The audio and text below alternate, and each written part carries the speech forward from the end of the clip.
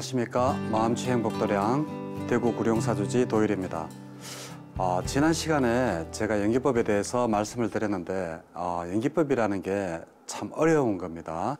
그래서 제 나름대로는 좀 쉽게 이해하실 수 있도록 설명을 드렸는데 혹시 어렵지 않으셨나 모르겠습니다. 그렇더라도 부처님께서 이 연기법을 보는 자, 열애법을 보는 자 바로 열애를 본다라고 할 정도로 연기법이 불교의 가장 핵심 사상 중에 하나입니다. 그렇기 때문에 연기법이 조금 어려워도 꼭 이해해야 될 그런 부분이기 때문에 앞으로 제 강의를 조금 더 들으시고 이제 반복적으로 하시면 충분히 이해하시리라고 생각됩니다. 자, 그러면 오늘은 그렇게 해서 부처님께서 깨달으시고 난 다음에부터 이제 말씀을 드리겠습니다. 부처님이 깨달으신 데가 바로 여기 보시면 바로 이 보더가야입니다. 보더가야야. 이 보더가야에서 부처님이 그 연기법도 깨달으시고 그리고 그 중도 사상도 바로 이 내란한자강, 이 부근에 있는 내란한자강에서 깨달으셨죠. 그런 다음에 부처님이 깨달으시고 난 다음에 7주간 보림을 하시고 난 다음에 도대체 누구에게 나의 깨달음을 이야기를 전해줄까라고 이야기를 생각을 해봅니다. 그러면서 자기의 스승들을 이렇게 천안의 눈으로 살펴보니까 그 두 분은 자기의 스승은 벌써 다 돌아가셨습니다. 그래서 이제 자기와 같이 수행했던 부처님 당신과 같이 수행했던 그 5비구들을 찾아갑니다. 그 5비구들이 어디에서 수행을 했는가 하면 바로 이곳 녹야원이라는 사슴이 뛰어노는 동산이라는 뜻입니다. 사슴이 뛰어노는 동산, 녹야원까지 부처님께서 보더가야에서 녹야원까지 약 250km 정도 되는 거리입니다. 제가 전에도 말씀드렸듯이 이 인도는 평지입니다. 평지가 쭉 끝없는 평지가 되어 있는데 그 평지를 250km를 혼자 말씀 없이 뚜벅뚜벅 이렇게 걸어가다 보면 저같이 도인 아니고 공부 안 하는 사람들도 저절로 진짜 뭔가를 깨달을 수밖에 없는 그러한 환경이라고 저는 생각이 듭니다. 그래서 부처님께서 보더가야에서 녹야원까지 250km, 부산에서 한 제천 조금 더 위까지 되든지 제천 정도 되든지 그럴 겁니다. 한 그 정도 되는 거리를 보더가야에서부터 녹야원까지 쭉 걸어가십니다. 그럴 때 이 녹야원에서 바로 첫 번째 법을 설하셨다고 해서 바로 초전법륜경, 즉 다시 이야기해서 담마짜까빠따나수타가 되겠습니다. 자, 거기에 초전법륜경, 여기 지금 초전법륜경을 설하신 장소에 이러한 탑을 만들어 놨습니다. 이 탑 이름이 바로 뭔가 하면 다메크 탑이라고 그래서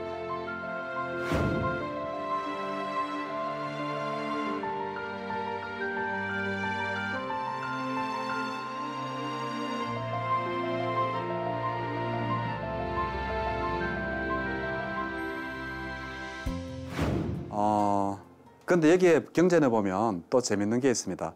담마짜까빠따나수타 거기에 초전법륜경에 거기 보면 5비구들이 부처님께서 저 멀리서 이렇게 오시는 것을 보고 5비구들이 이제 수근수근됩니다. 그 5비구가 누구냐 하면 부처님께서 수자따에게 우유죽을 얻어 마시고 그리고 고행을 포기를 하시고 그러셨을 때 그 같이 수행하던 수행자들입니다. 동료 수행자 5명이었습니다. 그 동료 수행자들이 부처님이 고행을 포기했다라고 해서 이 배신자야, 나는 너랑 같이 수행을 할 수 없다. 그러면서 보더가야에서 이 녹야원으로 옮겨와서 따로 5명이서 수행을 했죠. 그렇게 하다가 부처님께서 깨달으시고 난 다음에 연기법까지 완벽하게 깨달으시고 난 다음에 다시 녹야원으로 자기 제자를 찾아서 갑니다. 자기 제자를 찾아서 가면 이 5 제자는 이야기를 합니다. 저 배신자가 온다. 우리 절대 아는 척하지 말자. 그리고 와도 우리 모른 척하고 그렇게 하자라고 이야기를 했습니다. 자기들끼리. 근데 부처님이 뚜벅뚜벅 가까이 오면 걸어올수록 이 5 제자들은 그 거룩한 모습에 부처님이 이미 깨달으신 성인이니까 모습이 얼마나 거룩하겠습니까?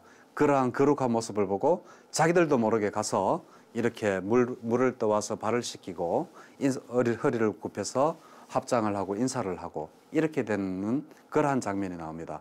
그래서 부처님께서 최초로 이 5 제자 동료 수행자들에게 설법을 하신 곳이 바로 이 다메크탑입니다.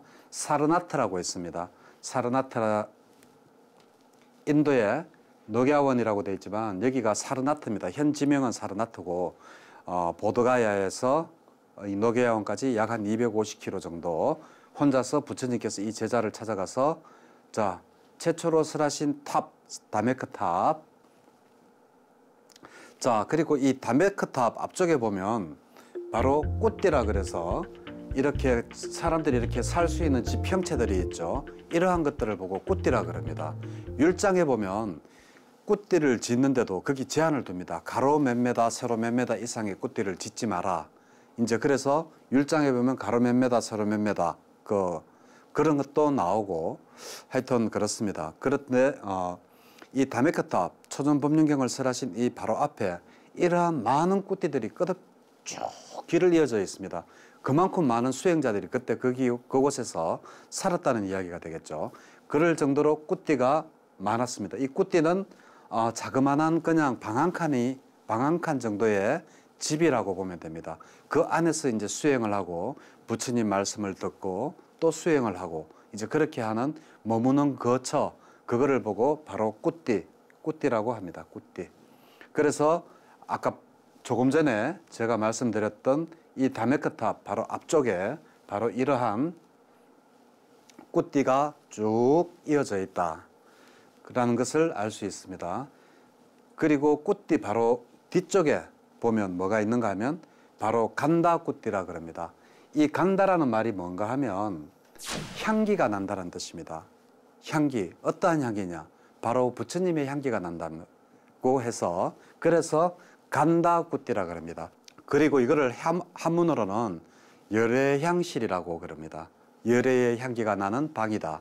그래서 열애의 향기가 나는 방이다. 그래서 간다꾸띠. 한문으로는 열애향실이라고 그럽니다. 부처님께서 바로 이곳에서 머무셨다라고 생각을 하니까 정말 소름이 돋습니다. 비록 시간은 3000년 전이지만 부처님께서 바로 내가 서 있는 이 자리에 부처님께서 생활을 하시고 바로 여기에서 제자들을 가르치셨구나. 이런 것을 생각을 해볼 때면 정말 말로 설명을 못합니다. 직접 가보셔야지 그 소름도 돋고 그 감흥과 그 어떤 희열 막 이런 것들을 좀 느낄 수가 있는데 이 사진으로 봐서는 잘 모르실 겁니다. 그렇더라도 부처님께서 머무르셨던 그러한 방은 일반 제자들이 그냥 머무르는 것은 꾸띠라고 하고 그리고 부처님께서 머무시는 곳은 바로 이 간다꾸띠라고 한다. 왜 간다꾸띠냐 하면 간다가 향기가 나는 방이다 이런 뜻입니다. 그래서 부처님께서 머무셨던 것도 바로 부처님께서 최초의 법을 설법하셨던 바로 초전의 법륜을 돌렸던 바로 그 앞에 다메크탑 앞에 바로 부처님의 열애향실도 있다라는 것이 있습니다. 그리고 여기는 또 다른 수행하는 장소입니다. 여기는 보면 집 모양 형태가 아니고 보면 이렇게 동글동글하게 해가지고 전부 이렇게 사람이 앉도록 되어 있죠. 이것이 바로 뭔가 하면 명상하는 장소입니다. 메디테이션, 명상하는 장소인데 많은 사람들이 지금은 이쪽은 또 다 부서지고 없었겠지만 이곳에 앉아서 옛날에 그 많은 제자들이 이것을 볼 때 그냥 보면 별 감흥이 없습니다. 근데 그곳에 정말 3000년 전에 많은 제자들이 쫙 이렇게 앉아서 그 뜨거운 햇볕 아래에서도 이렇게 앉아서 그 수행을 하는 그러한 모습, 우산을 하나 받쳐놨겠죠. 그러한 우산을 하나 받쳐놓고 그곳에 앉아서 눈을 감고 고요히 앉아서 자기를 관찰하고 알아차림을 하는 그러한 모습들을 연상을 하면서 보면 이루 말할 수 없는 그 감동이 옵니다. 그래서 바로 이러한 장소가 바로 부처님께서 초준 법륜을 설하신 장소다. 자, 그러면 부처님께서 초전 법륜경에서는 무엇을 이야기했는가 하면 5 수행자에게 최초로 설했던 것은 바로 중도와 사성제, 이 두 가지만 이야기를 했습니다. 중도는 부처님께서 깨달으시기 전에 발견하신 거죠, 사실은. 제가 전에 첫 번째 시간에 말씀드렸다시피 악사가 자기 제자에게 하는 이야기를 보고 야, 줄을 너무 팽팽하게 당기면 줄이 끊어지고 줄을 너무 느슨하게 하면 소리가 나지 않는다. 그래서 두 양극단을 피한 중도를 발견하셨다라고 그랬습니다. 그러한 중도, 이 다섯 제자에게 최초로 설명하신 게 바로 이 중도입니다. 담마짜까빠아따나 숫다. 초준 법륜경입니다. 그래서 담마짜까빠아따나 숫다가 되는데 중도 팔정도, 중도는 바로 뭐라고 그랬습니까? 제가 지난 시간에 중도는 바로 팔정도를 이야기한다고 그랬습니다. 자, 부처님께서 자기 제자를 찾아서 250km가 되는 부산서부터 제천 이상에 되는 그 거리를 그 더운 여름날에 또박또박 걸으면서 찾아가서 최초로 하신 말씀이 바로 팔정도입니다. 자, 여기에서 우리는 뭐를 알 수 있습니까? 팔정도가 어느 만큼 우리 불교에서 중요한지를 알 수가 있겠죠. 그리고 두 번째로 팔정도에 이어서 하시는 말씀이 바로 사성제입니다. 우리 한문으로는 고진멸도라 그러죠. 부처님께서 당신들 제자에게 찾아가서 최초로 말씀하신 게 중도고 두 번째로 말씀하시는 게 바로 사성제다. 예, 이렇게 두 가지만 아시면 되겠습니다. 자, 그러면 중도란 무엇인가? 팔정도에 대해서는 제가 사실 지난번 시간에 한번 중도를 이야기하면서 말씀을 드렸습니다.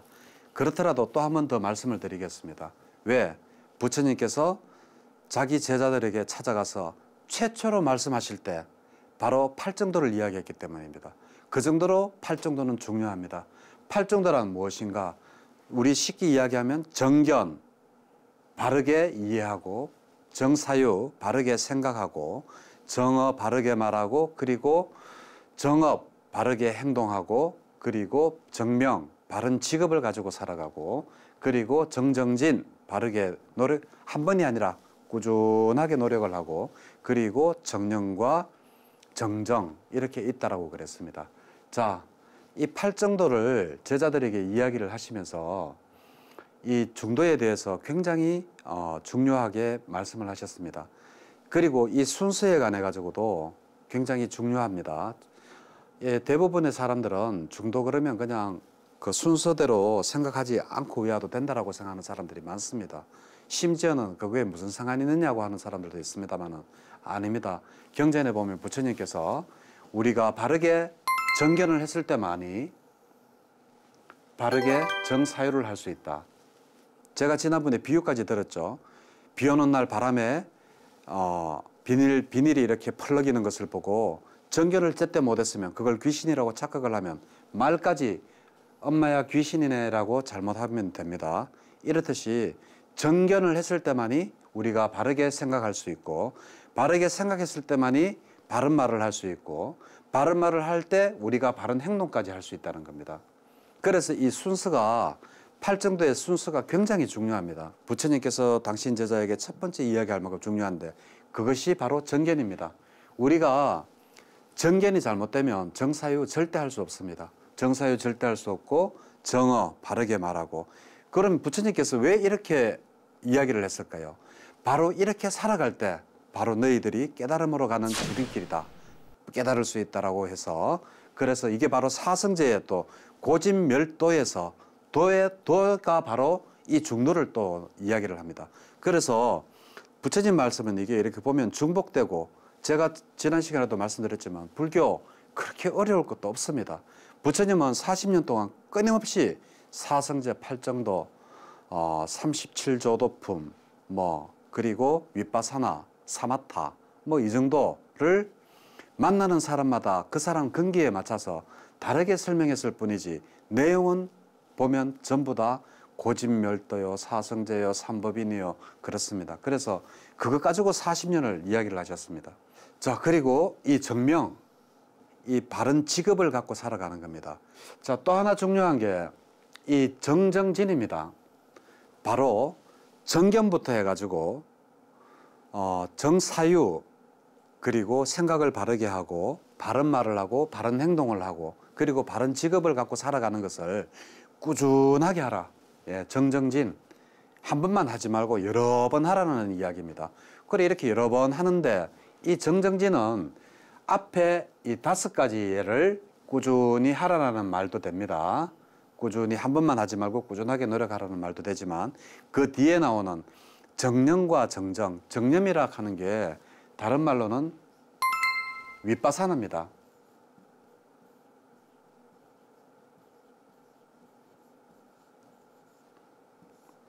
윗바사나인데 이 윗바사나고 정정은 뭔가 막 사마타를 이야기합니다.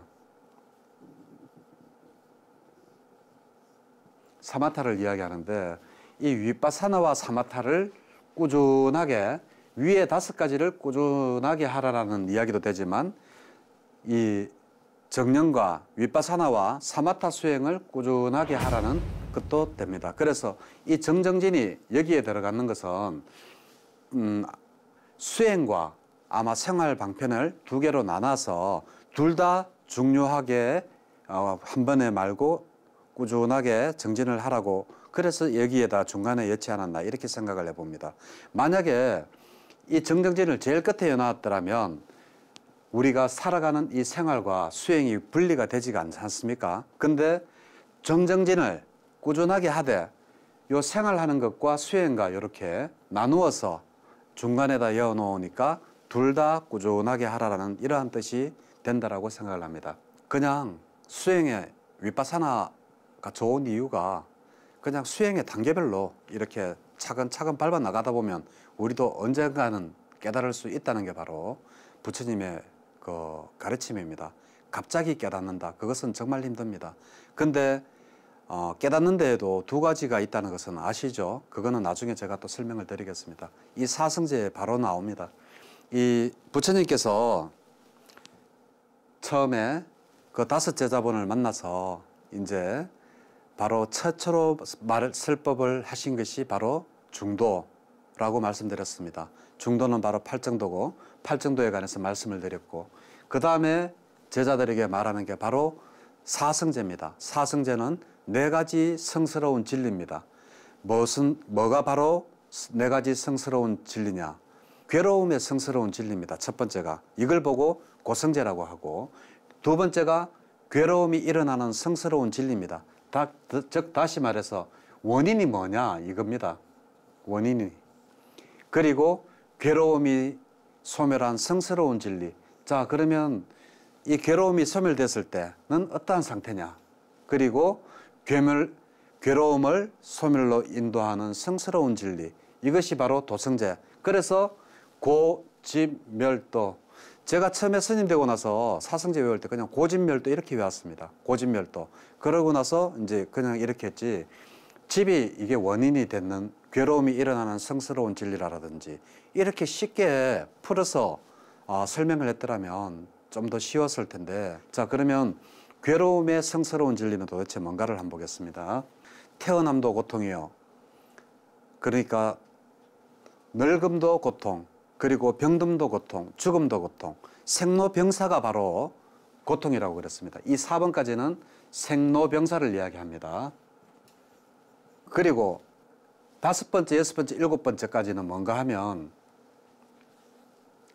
좋아하지 않는 사람을 만나는 것도 정말 고통이다. 그리고 좋아하는 이와 함께 하지 못하는 것도 고통이고 그리고 원하는 것을 가지는 것을 가지지 못하는 것도 고통이다. 이렇게 이야기를 하십니다. 그런데 마지막이 굉장히 중요합니다. 8번째. 나라고 집착하는 온 그 자체가 고통이다. 네가 네 몸을 가지고 있는 이상 이 고통을 벗어날 수 없다. 즉 다른 말로 하면 내가 이 몸을 가지고 있는 이상 즉 다시 말해서 이 몸을 가지고 있는 이상 고통에서 벗어날 수가 없다라는 겁니다. 그래서 일체계고라는 말은 또 나오죠. 삼법인에서 일체계고가 나옵니다. 모든 것은 괴로움이다. 왜? 태어남도 고통이요. 부처님께서 괴로움의 성스러운 진리에서 보세요. 생로병사, 좋아하지 않는 사람과 함께 있는 괴로움. 그리고 좋아는 하는데 정말 저 사람과 같이 있는데 같이 있지 못하는 괴로움. 그리고 뭔가를 가지고 싶은데 갖지 못하는 괴로움. 그리고 나라고 하는 이 자체가 온 자체가 고통이다. 이것이 바로 괴로움의 성스러운 진리입니다. 그리고 괴로움이 일어나는 원인이라 그랬죠. 괴로움이 일어나는 성스러운 진리. 일어나는 그 원인이 도대체 뭐냐 보면 바로 가래입니다. 가래. 아까 지난 시간에 제가 말씀드릴 때 가래는 12연계법에서 A에 속하는 거죠. A에 속합니다. 이 가래 때문에 네가 괴롭다. 이 원인이 바로 가래가 되는 겁니다. 욕망. 그래 여기에 보면 어떠한 것들 단마짝가 빠따나 수다에 보면 우리 몸들 육근이 느끼는 그러한 것들이 집착하는 것들 때문에 그러한 것들 때문에 네가 괴롭고 그리고 다시 태어나려고 하는 존재에 대한 가래. 다시 태어나려고 하는 것. 그리고 네가 있다라고 생각하는 그 자체 때문에 네가 괴롭다. 그리고 또 하나는 아니야. 존재의 소멸에 대한 있기는 뭐가 있어. 한번 죽으면 끝나는 거야 라고 생각하는 이러한 모든 생각들 때문에 현실을 바르게 보지 못하고 즉 쉽게 이야기하면 탐진치 세계 너의 그러한 무지함, 어리석음, 단견 이러한 그리고 탐내는 마음 그러한 것들 때문에 네가 괴로움의 원인이 된다. 그래서 이러한 것들을 부처님께서는 소멸을 할 수 있다. 뭐를 통해서 나중에 도에서 이야기를 합니다. 도성제에서 바로 팔정도를 통해서 네가 바로 이러한 고통에서 벗어날 수 있다라고 이야기를 합니다. 그리고 괴로움이 소멸한 성스러운 진리. 멸성제는 그러면 도대체 뭐냐? 멸성제는 바로 탐욕이 없어진 상태입니다. 원인이 탐진치라면 멸성제는 그래 없앨 수 있어. 뭐 어떠한 상태? 탐진치가 전부 다 소멸이 된 상태. 바로 이러한 상태가 바로 성스러운 진리, 괴로움이 소멸한 성스러운 진리라고 이야기를 합니다. 자, 그리고 괴로움을 소멸로 인도하는 성스러운 진리, 도성제죠. 그래서 고라는 것은 이 세상 모든 게 다 괴롭다. 일체계고다. 삼법인으로 이야기하면. 그리고 집은 원인이고 멸은 그래. 그러한 원인이 소멸된 상태는 바로 이러한 상태야. 탐진치 세계가 원인이었는데 그 탐진치 세계가 없어진 상태. 그러한 상태가 바로 그 멸이다. 그러면 도는 그 방법을 제시한 거죠. 그 방법이 뭐냐? 바로 팔정도를 또 한 번 이야기합니다. 그러면서 팔정도가 부처님께서 왜 중요하게 생각하셨냐? 바로 팔정도를 한번 보십시오. 팔정도가 고통의 소멸에 이르게 하는 것. 이것이 바로 괴로움을 소멸에 이르게 하는 진리라고 한다. 팔정도가 바로 고통에서 벗어나고 열반에 이르게 하는 길이다. 부처님은 이렇게 말씀을 하셨습니다. 자, 이러한 말을 하자 바로 꽃년다 존자, 5명의 제자죠. 5명의 비구입니다. 이 꽃년다 존자가 바로 부처님 말씀을 알아듣고 뭐를 깨달았다고요? 부처님은 연기법을 설하지 않았습니다. 설하지 않았는데도 불구하고 모든 것은 조건으로 일어나고 조건 따라 사라진다라는 연기법을 청정한 눈으로 바라보고 아라한이 되었다는 겁니다. 어떻습니까? 여기에서 수행을 한번 하지도 않았는데 부처님 말씀만으로 아라한이 되었죠. 그죠? 그래서 아까 제가 말씀드린 열반에는 2가지 열반이 있다고 그랬습니다. 마하 니르바나 열반이 있고 그냥 니르바나가 있습니다. 니르바나는 우리가 이제 해해탈과 뭐 그렇게 이제 뭐 한문으로는 또 뭐 그렇게 뭐 분류를 하는데 하여튼 열반에는 우리가 살아 있을 때 깨닫는 열반이 있고 그리고 우리가 죽음으로써 끝나는 열반이 있습니다. 그래서 부처님께서 이제 돌아가실 때 말씀을 하시는 것들이 있죠. 부처님께서 돌아가셨을 때를 보고 바로 반열반이라 그럽니다. 왜 반열반이라고 하는가 하면 목숨이 이제 끊어진 상태에서 깨달은 상태에서 죽었는 상태, 더 이상의 아무런 생각이 없는 고요한 상태, 그러한 상태를 바로 반열반이라고, 그리고 살아 있으면서 깨달은 상태를 보고 바로 열반이라고 한다. 그런 차이점이 있습니다. 그래서 자, 다시 한번 정리를 한번 하겠습니다. 자, 사성제라는 것은 고, 집, 멸, 도 4가지라고 했습니다. 4가지인데 고라는 것은 이 세상의 모든 것은 괴롭다. 태어남도 괴롭고 늙는 것도 괴롭고 병든 것도 괴롭고 그리고 원하는 사람과 만나지 못하는 괴로움 그리고 또 원치 않는 사람과 같이 있는 그러한 괴로움 그리고 또 원하는 것을 갖지 못하는 괴로움 이러한 여러 가지 괴로움들 그리고 네 목숨이 살아있는 온 그 자체가 바로 괴로움이다. 이렇게 이야기를 했습니다. 그게 바로 사성제 중에 괴로움의 성스러운 진리 고성제가 되겠고 그리고 괴로움이 일어나는 성스러운 진리는 바로 원인인데 이 원인이 바로 탐진치 세 가지 때문이라 그랬습니다. 이 세 가지 때문에 바로 여기에 치는 어리석음은 바로 뭔가 하면 내 몸이 있다라는 그러한 생각과 그리고 아니야 뭐 우리는 죽으면 끝나지 영혼이라든지 뭐 이런 것도 없고 그냥 죽으면 모든 게 끝나라는 단견을 가진 거 이러한 것들도 바로 어리석음에 속합니다. 그리고 또 하나는 존재하지 않으려고 하는 그러한 것도 욕망에 속하죠. 그러한 것들은 탐에 속합니다. 그래서 이러한 것들이 탐진치가 원인이 됐는데 이걸 보고 집성제라고 하고 그럼 괴로움이 소멸된 성스러운 진리는 뭔가 하면 바로 그래 소멸할 수 있어. 이러한 괴로움을 얼마든지 소멸할 수 있어. 그리고 소멸된 상태는 어떠한 상태인지를 말씀을 해놓으신 게 바로 괴로움이 소멸한 성스러운 진리 이게 되고 있고 그리고 마지막으로 도성제는 괴로움을 소멸로 인도하는 성스러운 진리 이게 바로 도성제입니다. 이 도성제는 바로 팔정도를 말씀드렸다 이야기를 했다 이렇게 되죠. 그래서 팔정도의 중요함은 10번, 20번, 100번 해도 중요하지 않을 수가 없습니다. 왜냐하면 팔정도가 바로 우리를 고통의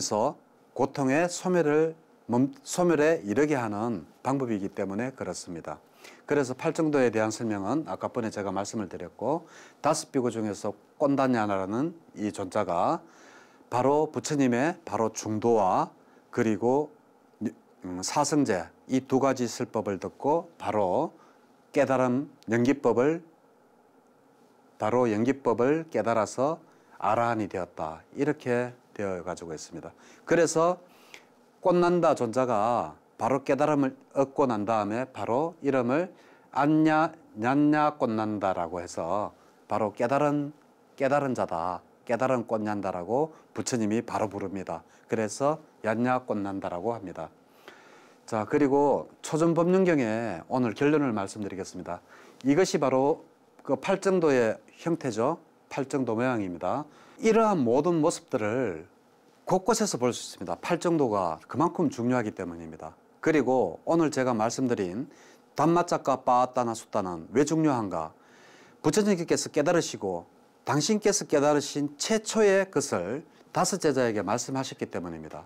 제가 경전 3가지 중요한 것을 꽂으라고 하면 딱 3가지 담마짝과 빠따나 숫다 초전법륜경을 꽂습니다. 왜냐하면 초전법륜경은 부처님이 깨달으시고 처음으로 설법을 하셨기 때문에 거기에는 다른 어떤 하나의 군더더기도 없습니다. 핵심만 있습니다. 그 핵심이 바로 뭔가 하면 담마짝과 빠따나 숫다 초전법륜경 안에는 중도와 사성제밖에 없었다. 연기법도 제자들에게 말씀하지 않았습니다. 초전법륜경에는 중도와 사성제 그러니까 이 중도 팔정도와 사성제가 얼마큼 중요한지 아시겠죠. 그리고 또 하나 경전을 이야기하라고 하면 바로 수행을 어떻게 하라고 적어놓은 그 마하사티빠따나 숫다 대념처경입니다. 대념처경 그것을 2번째로 꼽고 3번째 하나의 경전을 꽂으라고 하면 또 하나 마하니르바나 숫다 대열반경을 이야기를 하겠습니다. 왜냐하면 부처님께서 모든 사람들이 그렇습니다. 부처님만이 아니고 저라도 만약에 제가 죽을 때가 되면 거기에서 정말 한 가지라도 더 제자들에게 가르쳐주고 싶고 혹시라도 내가 빠뜨린 게 없는가 또 한 번 더 이렇게 알아보고 생각해 볼 것입니다. 그래서 이 경전 중에 꼭 읽어야 될 3가지 경전이라를 말하라고 하면 저는 오늘 우리가 공부한 초전법륜경 담마짝과 빠따나 숫다 그리고 2번째 마하사티빠따나 숫다 우리가 어떻게 수행을 해야 되는지 그거를 설명한 그 책 그리고 부처님께서 돌아가시면서 우리에게 남긴 유훈 즉 다시 말해서 마하 니르바나 숫다, 대열반경으로 번역되어 있는 이 세 가지 책이 가장 중요하다라고 하겠습니다. 이 세 가지 책 다 읽는다 그래봤자 1시간도 안 걸립니다. 전부 경전이 부처님이 하신 말씀을 이렇게 경전에다가 이름을 붙여놨기 때문에 아주 부피가 작습니다. 마음 내서 오늘 불자님들께서 제가 말씀하는 이 경전 세 가지를 꼭 읽어보시면 좋겠습니다. 요즘 인터넷이 좋아서 그냥 대열반경 치면 그냥 나오고 대념체경 치면 나옵니다. 그리고 오늘 했던 초전법륜경도 치면 나오니까 꼭 한번 읽어보시면 감사하겠습니다. 그리고 오늘 초전법륜경에서 가장 중요한 것 두 가지는 부처님께서 다른 것도 아닌 중도와 사성제를 5 제자들에게 처음 만나서 바로 이야기를 하셨다. 이것이 담마짜까빠따나 숫다 초전법륜경의 핵심입니다. 팔정도와 사성제. 이거 두 가지를 오늘 말씀을 드렸습니다. 네, 감사합니다.